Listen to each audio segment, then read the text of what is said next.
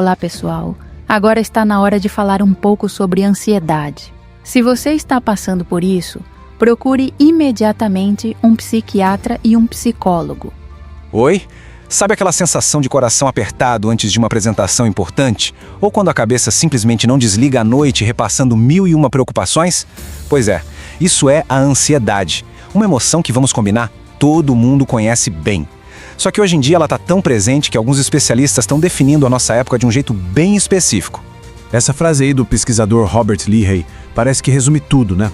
A pressão do trabalho, o bombardeio de informação, as expectativas da sociedade. É tanta coisa que parece que a gente vive num estado de alerta o tempo todo. E isso meio que valida o que muita gente sente. Não é uma experiência isolada. E aqui está o pulo do gato. A ansiedade, na essência, é uma herança biológica nossa. Uma reação que prepara o corpo para fugir ou lutar. Tipo um alarme de incêndio interno. Super útil. Mas, e quando esse alarme começa a disparar sem parar para qualquer fumacinha? É aí que existe uma linha bem fininha que transforma essa proteção toda numa fonte de sofrimento. Vamos entender essa diferença? Beleza, qual vai ser o nosso caminho aqui? Primeiro, a gente vai separar o que é uma preocupação normal daquela que paralisa. Depois, vamos dar uma olhada nas várias caras que a ansiedade pode ter. Em seguida, partimos para a prática, com umas técnicas para dar aquele alívio imediato. Também vamos falar sobre uma das terapias mais eficazes que existem e, por fim, um ponto crucial: como saber que chegou a hora de procurar ajuda. Para começar, uma coisa precisa ficar super clara. Sentir ansiedade é normal. Mais do que normal, é necessário. É ela que te dá aquele gás para estudar para a prova ou para se preparar para uma entrevista de emprego. É uma reação que mobiliza a gente para enfrentar os desafios. Em doses certas, a ansiedade impulsiona a ação. E aqui a gente consegue ver essa diferença bem na prática. A ansiedade normal é tipo uma nuvem passageira que aparece antes de um desafio. Ela vem, ajuda a focar e depois vai embora. Agora, a patológica, essa é como um nevoeiro denso, constante, que atrapalha a visão e impede a gente de seguir em frente. O ponto principal é esse: uma nos move, a outra nos paralisa.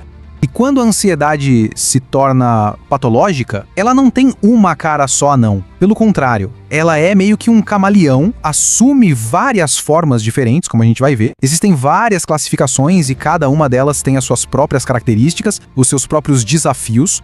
Olha só essa lista para ter uma ideia da variedade. Vai desde aquela preocupação que parece não ter fim, do transtorno de ansiedade generalizada, o famoso TAG, até as crises super intensas do pânico, o medo de ser julgado na fobia social e também quadros como o transtorno obsessivo-compulsivo, o TOC, e o transtorno de estresse pós-traumático. Cada um é um universo.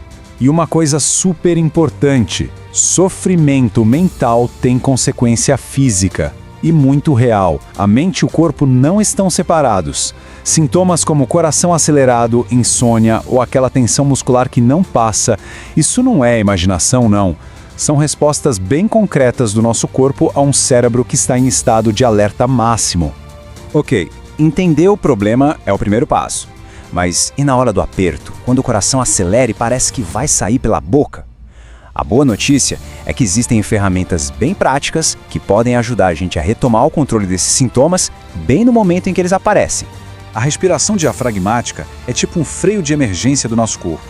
A focar na respiração, deixando ela mais lenta, mais profunda, como está aí no passo a passo, a gente manda um sinal direto para o cérebro. Ei, o perigo passou, pode relaxar.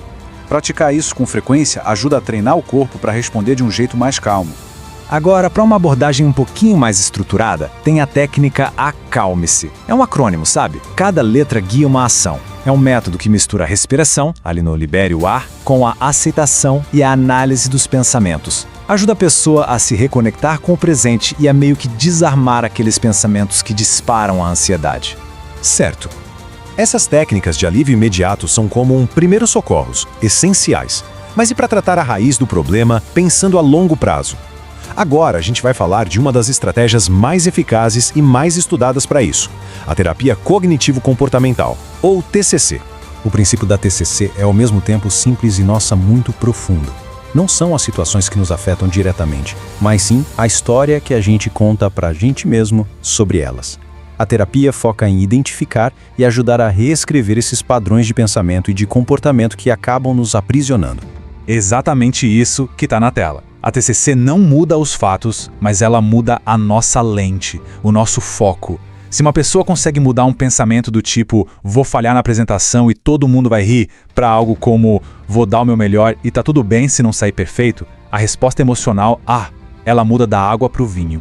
E o mais importante, isso não é só teoria, não é achismo. A eficácia da TCC, como mostra aqui, é comprovada por muitos e muitos estudos científicos. Ela ajuda a reduzir os sintomas de forma que dura, com ou sem remédio, porque ela ensina habilidades que a pessoa leva para a vida toda. Isso tudo nos leva para a pergunta final, e talvez a mais importante de todas. Quando é a hora de procurar ajuda profissional? Reconhecer os sinais de que a gente precisa de mais do que só autoajuda é um passo fundamental e, olha, de muita coragem. Então, se a preocupação virou uma sombra constante, sabe? Se ela começa a atrapalhar o sono, o trabalho, as relações, esses são indicativos bem fortes. É o sinal de que a ansiedade deixou de ser aquele alarme útil e virou um ruído que só prejudica a qualidade de vida. A mensagem aqui é bem direta. Buscar tratamento não é sinal de fraqueza, muito pelo contrário. É um ato de autocuidado, de saúde. Existem tratamentos que funcionam e profissionais muito capacitados para ajudar nessa jornada. No fim das contas, essa nossa conversa toda mostra uma coisa muito poderosa. Quando a gente aprende a diferenciar o normal do patológico, conhece ferramentas e, principalmente, sabe quando pedir ajuda, a ansiedade deixa de ser aquele monstro desconhecido no escuro. Ela passa a ser algo que a gente entende. E como a pergunta aqui sugere, talvez esse entendimento seja de fato o primeiro e mais importante passo para a calma.